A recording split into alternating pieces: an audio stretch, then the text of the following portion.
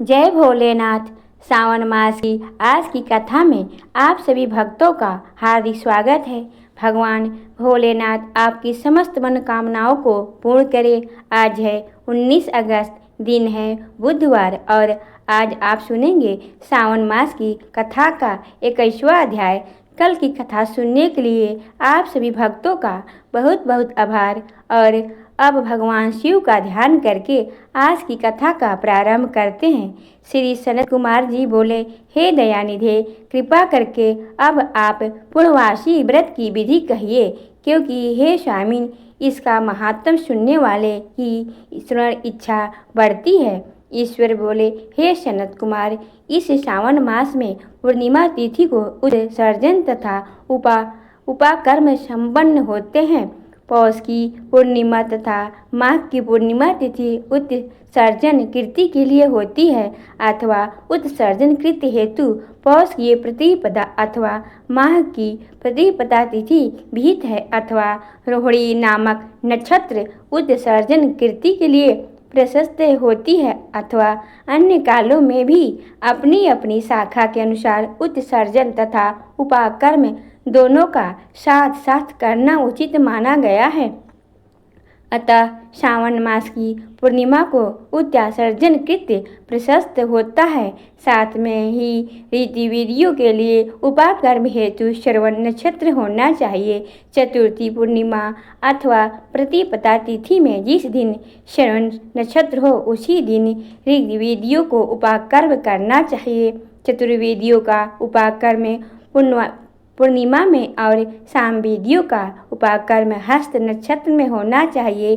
शुक्र तथा गुरु के अस्त काल में ही सुखपूर्वक उपाकर्म करना चाहिए, किंतु इस काल में इसका प्रारंभ पहले नहीं होना चाहिए, ऐसा शास्त्र वेदों का मानना है। ग्रहण तथा संक्रांति के दूषित काल के अंतर्गत ही इसे करना चाहिए। हस्त नक्षत्र युक्त पंचमी तिथि की अथवा भाद्रपद पूर्णिमा तिथि में उपाकर्म करे। अपने गृह सूत्र के अनुसार उत्सर्जन तथा उपाकर्म करे और अधिक मास आने पर इसे शुद्ध मास में करना चाहिए। यह दोनों कर्म आवश्यक है, अतः प्रत्येक वर्ष में इन्हें नियम पूर्वक करना चाहिए। उपाकर्म समाधि पर द्विजातियों के विद्यमान रहने वाले स्त्रियों को सभा में सभादीप निवेदन करना चाहिए। उस दीप को आचार्य ग्रहण करे या किसी अन्य ब्राह्मण को प्रदान कर दे। दीप को विधि इस प्रकार है। स्वर्ण, चांदी अथवा तांबे के पात्र में सिर भर गेहूँ भरकर गेहूँ के आटे का दीपक बनाकर उसमें उस दीपक को जलाएं और वह दीपक घी से अथवा तिल से भरा हो और 3 बत्तियों से युक्त हो। दक्षिणा तथा तांबूल सहित उस दीपक को ब्राह्मण को अर्पण करे।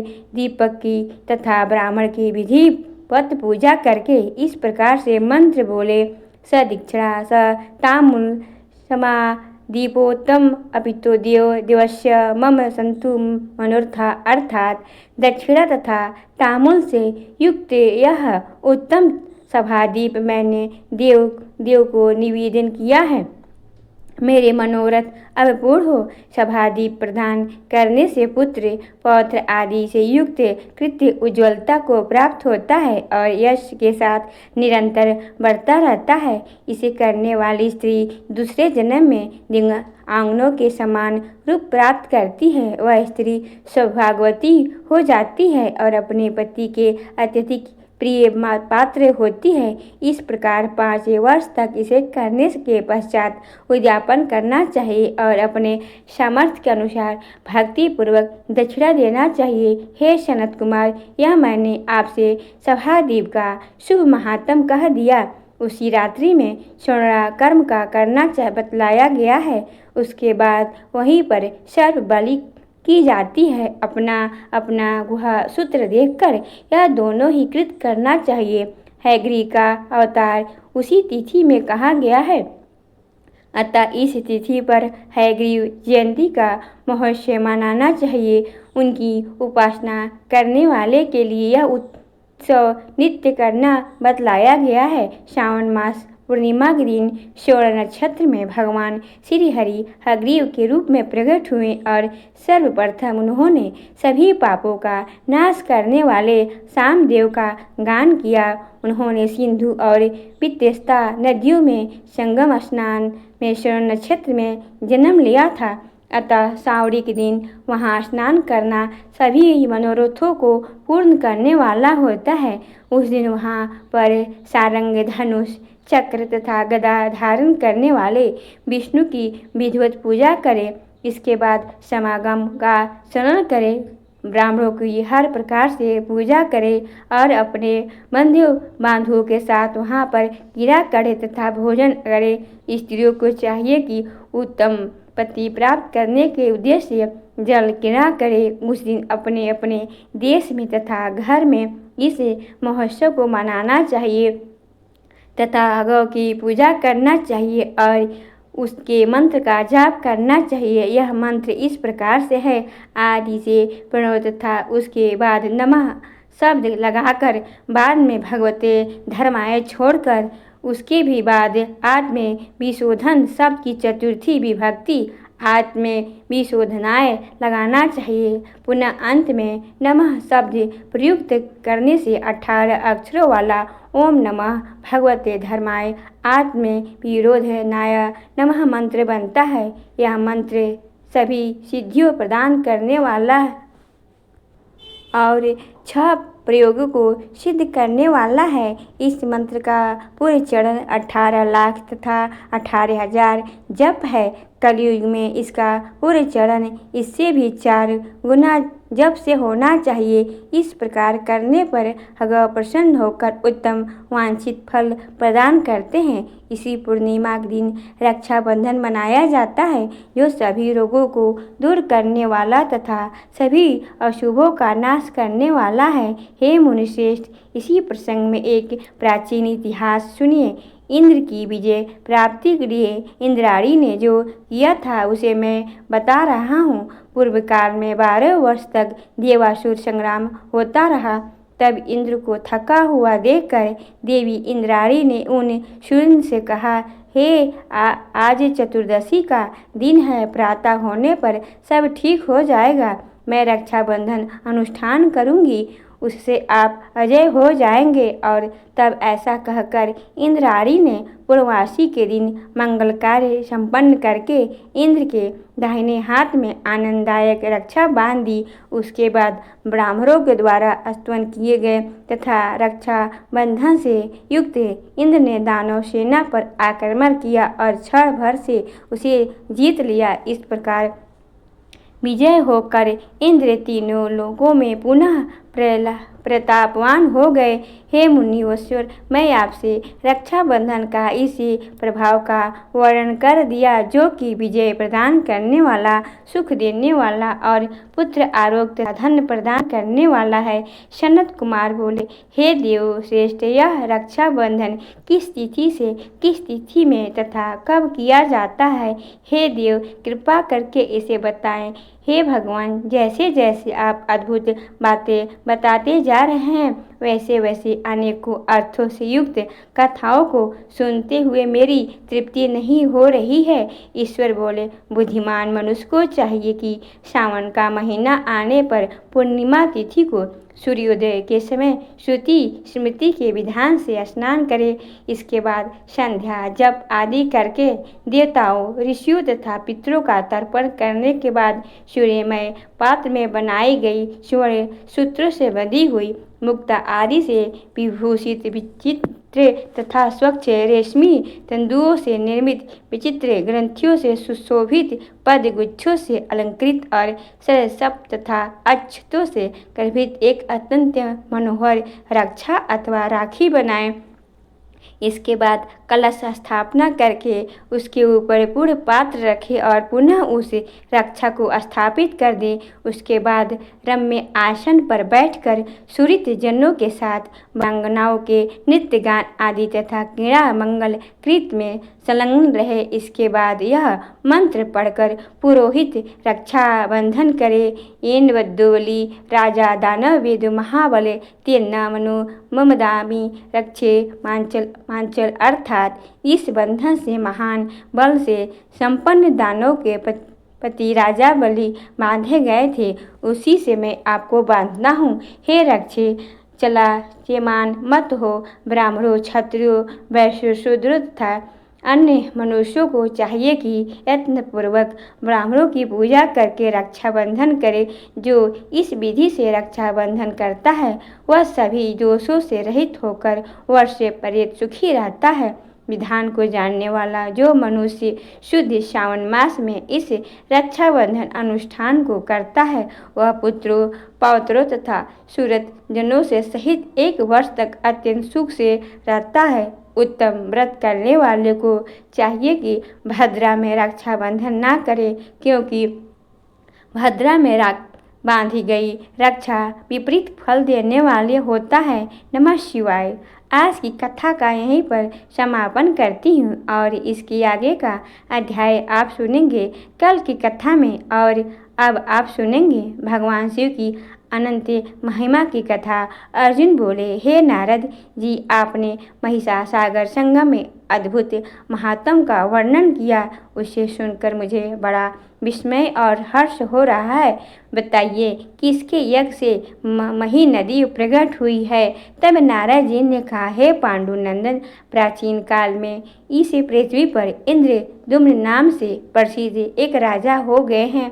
वे बड़े दानी, संपूर्ण धर्मों के ज्ञाता, मानवीय पुरुषों का सम्मान करने वाले तथा सामर्थ्यशाली थे। वे उचित कार्यों के ज्ञाता थे, विवेक से विश्वास, स्थान तथा गुणों में समुद्र थे। भूमंडल में कोई भी ऐसा नगर, ग्राम या शहर नहीं था जो राजा के बताए गए धर्मानुष्ठान के चिन्हों से अंकित ना हो। उन्होंने ब्रह्म विवाह की विधि से अनेकों बार कन्यादान किया था। वे धर्म ग्रंथियों को 100,000 वर्ष मुद्रा से कम दान नहीं देते थे।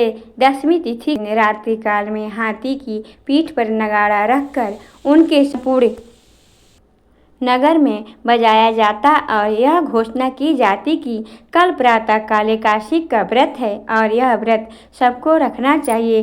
गंगा की बालू, वर्षा की धारा तथा आकाश के तारे कदाचित विद्वान पुरुषों द्वारा गिने जा सकते हैं, परंतु महाराज इंद्रमनु के पुण्यों की गणना नहीं की जा सकती। ऐसे पुण्यों से प्रभाव से राजा इंद्रमनु अपने मानव शरीर से ही विद्यमान बैठकर ब्रह्मा जी के लोक में जा पहुँचे और वहाँ देव दुर्लभ भोगों का उपभोग किया। इस प्रकार अनेक कल्प बीत जाने के बाद ब्रह्मा जी ने अपने लोक में निवास करने वाले राजा इंद्रदुम्न से कहा, हे राजन, अब तुम पृथ्वी पर जाओ।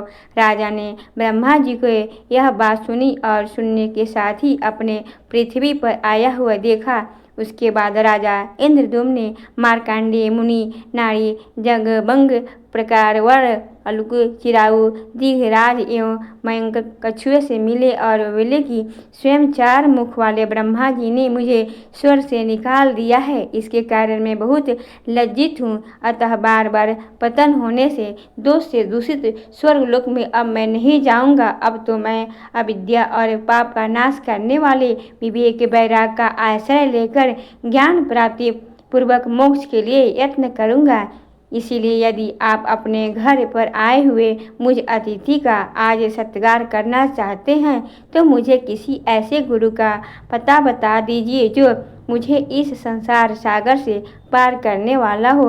कछुए ने कहा, हे राजन, लोमस नाम वाले एक बड़े महामुनि, जिनकी आयु मुझसे भी बड़ी है, पहले मैंने उन्हें कलापगृह में कहीं देखा था। इंद्रदुम्न बोले, जब तब तो चलिए हम सब लोग साथ ही उनके पास चले। विद्वान पुरुष सत्संग के तीर से ही अधिक पवित्र बतलाए जाते हैं। नारद जी कहते हैं कि हे अर्जुन, तदंतर उन सबके कलाग्राम में पहुंचकर महामुनि लोमस के दर्शन किए। वे मन और इंद्रियों के संयम में तत्पर तथा क्रिया योग में संलग्न थे। तीनों काल स्नान करने से उनकी जटाएं कुछ गीली पड़ी गई थी। उन्हें अपने मस्तक पर धार किए हुए घी की आहुति से प्रज्वलित हुई अग्नि की भांति अपने ही तेज से प्रकाशित हो रहे थे। उन्होंने छाया करने के लिए अपने बाएं हाथ में एक मुट्ठी त्रिशूल ले रखा था और दाहिने हाथ में रुद्राक्ष की माला धारण कर रखी थी। वे महामुनि मैत्रेय मार्ग में स्थिर थे, जो कटु वचन आदि के द्वारा पृथ्वी पर रहने वाले प्राणियों को पीड़ा न देते हुए केवल जप से सिद्ध प्राप्त कर लेते हैं, और वह मुनि मैत्र कहलाता है। राजा मुनि बक, उलूक, गिरध और कछुआ ने कलाप ग्राम में इन पुरातन तपोनिधि महात्मा का दर्शन करके उनके चरणों में प्रणाम किया। मुनि ने भी आसन आदि देकर स्वागत सत्कार के द्वारा उन सबको प्रसन्न किया। तत्पश्चात उन्होंने अपना मनोगत कार्य निवेदन किया। कछुआ बोला, हे भगवान, यह यज्ञ करने वाले पुरुष में अग्रेय महाराज इंद्रद्युम्न है। वे वसुधा में इनकी कीर्ति का लोप हो जाने से ब्रह्मा जी ने इन्हें स्वर्ग से निकाल दिया है। अब यह स्वर्ग की इच्छा नहीं रखते, वहाँ से पुनः गिरने का भय बना रहता है, इसीलिए स्वर्ग इन्हें भयानक प्रतीत होता है और अब आपके अनुग्रह से यह मोक्ष प्राप्त करना चाहते हैं। अतएव मैं इन्हें आपके पास लेकर आया हूँ। इन्हें आप अपना शिष्य समझे और इन्हें मनवांछित प्रश्नों का उत्तर दे, क्योंकि परोपकार साधु पुरुषों का व्रत है। लोमस जी ने कहा, हे कुर्म, तुम्हारा कथन उचित ही है। हे राजन, तुम्हारे मन में क्या संदेह है, सो बताओ। इंद्रद्युम्न ने बोला कि हे भगवान, मेरा पहला प्रश्न है कि गर्मी का समय है, सूर्योदय आकाश के मध्य में आकर तप रहे हैं, तो भी आपने अपने लिए कोई कुटी क्यों नहीं बनाई, जो हाथ में तिनखे लेकर आप मस्तक पर छाया किए हुए हैं। लोमस जी ने कहा, हे राजन, एक दिन मरना अवश्य है, यह शरीर गिर जाएगा, फिर उस अनित्य संसार में रहने वाले मनुष्यों द्वारा किसके किए गए घर बनाया जाता है। दांत चले जाते हैं, लक्ष्मी चली जाती है तथा जीवन यौवन और जीवन भी चला जाता है। यह जो कुछ दिखाई देता है वह अत्यंत चंचल अर्थात क्षण भंगुर है। ऐसी दशा में दान करना ही मनुष्यों के लिए सर्वोत्तम गृह है। इस संसार में संसार को आसार और चलामय जान देने पर इसके लिए कुटी आदि का संग्रह किया जाए। तब इंद्रमनु ने पूछा कि हे भगवान, तीनों लोकों में केवल आप ही चिरायु सुने जाते हैं, इसलिए मैं आपके पास आया हूँ। फिर आपके मुँह से ऐसी बातें क्यों निकलती है। लोमस जी ने कहा, हे राजन, प्रत्येक काल में मेरे शरीर में से एक रोम टूटकर गिर जाता है, और जिस दिन सब रोएं नष्ट हो जाएंगे, उस दिन मेरी मृत्यु भी हो जाएगी। देखो, मेरे घुटने में 2 अंगुल तक को रोई से खाली हो गया है, इसी से मैं डरता हूँ, और जब मरना ही है तब घर बनाकर क्या होगा। इंद्रद्युम्न बोले कि हे ब्राह्मण, मैं पूछता हूँ कि आपको जो ऐसी बड़ी आयु प्राप्त हुई है वह दान का प्रभाव है अथवा तपस्या का। तब लोमस जी ने कहा, हे राजन, सुनो, मैं अपने पूर्व जन्म का प्रसंग सुना रहा हूँ। यह कथा शिव धर्म की महिमा से युक्त पुण्यदायिनी तथा सब पापों का नाश करने वाली है। पूर्व काल में मैं इस पृथ्वी पर अत्यंत दरिद्र शूद्र होकर उत्पन्न हुआ था। उस समय भूख से बहुत पीड़ित होकर पृथ्वी पर भ्रमण किया करता था। एक दिन दोपहर के समय जल के भीतर मैंने एक बहुत बड़ा शिवलिंग देखा। फिर उस जलाशय में प्रवेश करके जल पिया और स्नान किया। तत्पश्चात कमल के सुंदर फूलों से उस नहलाए हुए शिवलिंग का पूजन किया। भूख से मेरा गला सूखा जा रहा था। भगवान नीलकंठ को नमस्कार करके मैं पुनः आगे चल दिया। उस मार्ग में ही मेरी मृत्यु हो गई। तदंतर दूसरे जन्म में मैं ब्राह्मण के घर में उत्पन्न हुआ। एक ही बार शिवलिंग को नहलाने और पूजा करने से मुझे अपने पूर्व जन्म की बातों का स्मरण रहने लगा। यह संपूर्ण जगत जो सत्य का प्रतीक हो रहा है, मिथ्या का विलास है, अविद्या ही इसका मूल कारण है। ऐसा जानकर मैंने मुक्ता धारण कर ली। मुक्ता अर्थात मौन धारण कर लिया।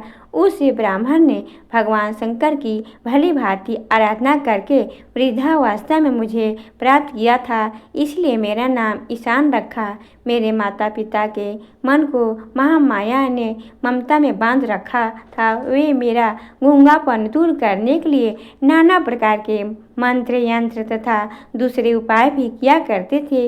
उनकी वह मूर्ता देखकर मुझे मन ही मन हंसी आती थी। फिर कुछ काल के पश्चात जब मैं जवान हुआ तो मैं रात में अपना घर छोड़कर निकल जाता और कमल के पत्तों से भगवान शिव की पूजा करके पुनः सन स्थान पर लौट आता था। तदंतर पिता के मृत्यु हो जाने पर मेरे सभी संबंधियों ने मुझे गूंगा समझकर त्याग दिया। इससे मुझे प्रसन्नता ही हुई। अब मैं फलाहार करके रहने लगा और भांति भांति के कमलों से भगवान भूतनाथ की पूजा करने लगा। इस प्रकार 100 वर्ष बीतने पर वरदायक भगवान चंद्रशेखर ने मुझे प्रत्यक्ष दर्शन दिया। उस समय मैं याचना की कि हे भगवान, मेरी जरा और मृत्यु का नाश हो जाए। तब भगवान शिव बोले कि जो नाम और रूप धारण करता है वह सर्वदा अजर अमर नहीं हो सकता, अतः तुम अपने जीवन की कोई सीमा निश्चित करो। भगवान शिव का यह वचन सुनकर मैंने इस प्रकार वरदान मांगा कि प्रत्येक कल्प में अंत में मेरे शरीर का एक रोम गिरे और इस प्रकार सब रोम गिर जाने पर मृत्यु हो। इसके बाद मैं आपका गढ़ हूँ, यही मेरा अभीष्ट वर है। अच्छा, ऐसा ही होगा। यूँ कहकर भगवान शिव अदृश्य हो गए और तभी से मैं तपस्या में संलग्न हो गया। ब्रह्म कमल अथवा अन्य कमलों से भगवान शिव की पूजा करने पर मनुष्य ब्रह्म हत्यादि पापों से मुक्त हो जाता है, इसमें कोई संशय नहीं है। हे महाराज, तुम भी ऐसा ही करो, इसे तुम अपनी मनवांछित वस्तु पा लोगे।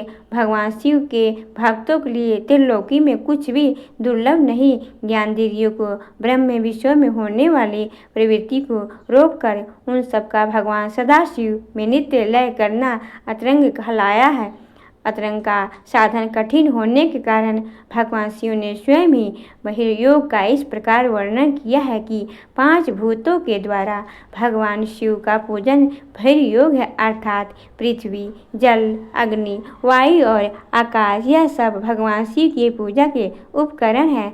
ऐसा समझकर भावना द्वारा इन्हें भगवान शिव के चरणों में समर्पित करना, यह बहिर्योग पूजा की पद्धति है। बहिर्योग विशिष्ट फल देने वाला और अक्षय माना गया है, जो अविद्या आदि 5 कलेशों कर्मों से सुख दुख आदि परिक्रामों तथा वासनाओं से सर्वथा पृथक है। उन भगवान शंकर की आराधना पूर्वक प्रणव जप करने वाला पुरुष मोक्ष को प्राप्त हो जाता है। सब पापों का नाश हो जाने पर भगवान शिव में भावना होती है, उनके चिंतन में मन लगता है। जिनकी बुद्धि पापों से दूषित हो उनके लिए शिव की चर्चा भी दुर्लभ है।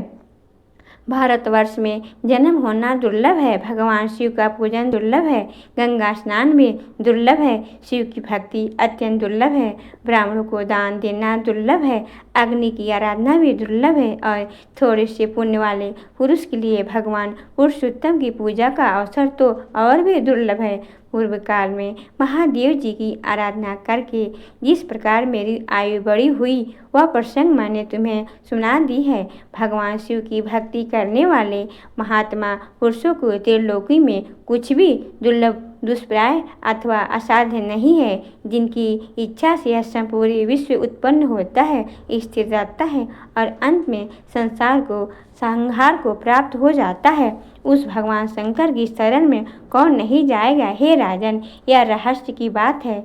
भगवान शंकर की आराधना ही संसार के मनुष्यों का प्रधान कर्तव्य है। जो भगवान शिव को मस्तक झुकाता है वह निश्चय ही उन्हें प्राप्त कर लेता है।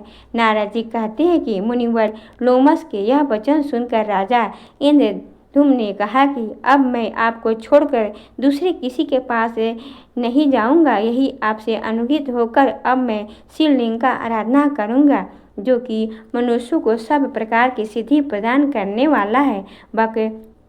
गिरिधे कच्छप और उल्लूक ने भी वैसा ही विचार किया।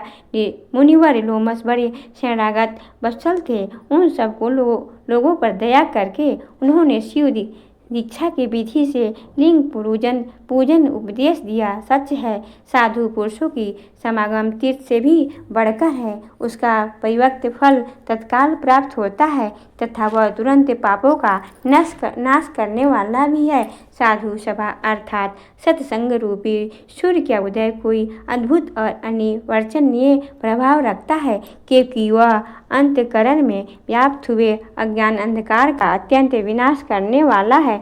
साधु समागम से प्रकट हुए आनंद में अमृत रस की सभी लहरें श्रेष्ठ है तथा वे सुधा, माधवी, सकरा और मधु के समान मीठी एवं 6 रसों से युक्त है। तदंतर मार्कंडेय मुनि और राजा इंद्रद्युम्न आदि 6 मित्रों के साधु संग पाकर शिव शास्त्र के अनुसार क्रिया योग, तप, स्वाध्याय और ईश्वर का ध्यान प्रारंभ किया।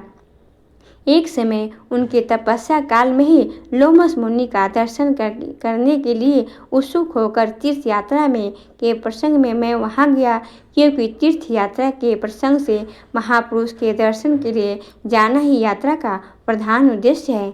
जिसे भूभाग में संत महात्मा निवास करते हैं वही तीर्थ कहलाता है। हे अर्जुन, पूजन और आतिथ्य सत्कार होने के पश्चात जब मैं भांति विश्राम कर चुका, तब उस नारी जंग आदि भक्तों ने प्रणाम करके मुझसे पूछा कि हे ब्राह्मण, मोक्ष साधन के लिए कौन सा स्थान है, बतलाने की कृपा करें।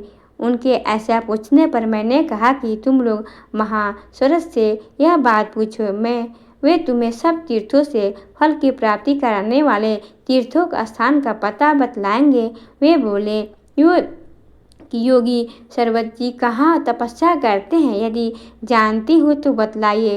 तब मैंने कहा कि सरवर्ती मुनि काशी में रहते हैं। उन्होंने गुप्त वेश धारण कर रखा है। वे नंगे रहते हैं और बिछे छान भोजन करते हैं। दिन के दूसरे पहर की पिछली घड़ी और तीसरे पहर की पहली घड़ी को तप काल कहते हैं। उसके बाद ही वे निकलते हैं और हाथ में भिक्षा लेकर उसे भोजन करते हैं। उनके पास किसी प्रकार की वस्तु का भी संग्रह नहीं है। वे वाच्य परम ब्रह्मा परमेश्वर का ध्यान करते रहते हैं। सायंकाल में वन में रहते हैं, किंतु कोई भी मनुष्य उन योगेश्वर समर्थन जी को पहचान नहीं पाता।